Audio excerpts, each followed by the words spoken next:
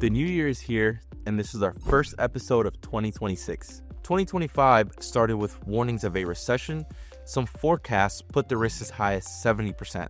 But by year end, the US economy did what it does best: adapt, shift, and surprise.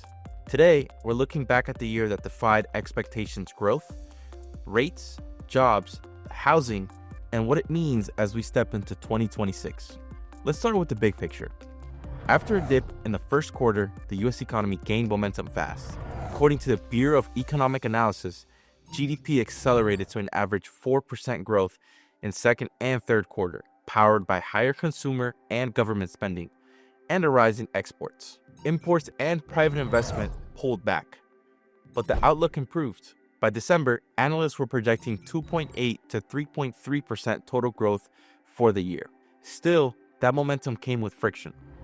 Unemployment ticked up to 4.6%, with hiring slowing sharply in the second half. The few bright spots: healthcare and construction.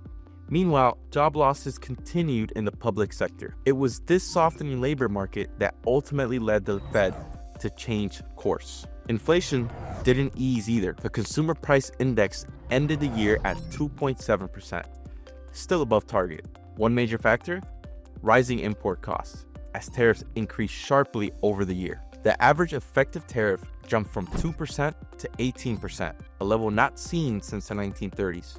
While the full effect of those tariffs has been delayed, analysts agree we haven't seen the end of it yet. To respond to slowing jobs and persistent inflation, the Fed cut the rate multiple times this year. By the fourth quarter, federal funds rate stood at 3.75%, its lowest level in 3 years. Officials say they're aiming to support unemployment, even if it means tolerating slightly higher inflation. In 2025, that balancing act defied every Fed decision. Now let's talk about housing, because here the numbers tell a clear story. With mortgage rates falling from 6.97% to 6.31%, borrowers re-entered the market in force. New mortgage applications surged to 71%, led by both purchase and refinance activity. Inventory also grew across many regions, which helped cool price pressure. The house price index fell from 4.5% to 1.7% over the past 13 months.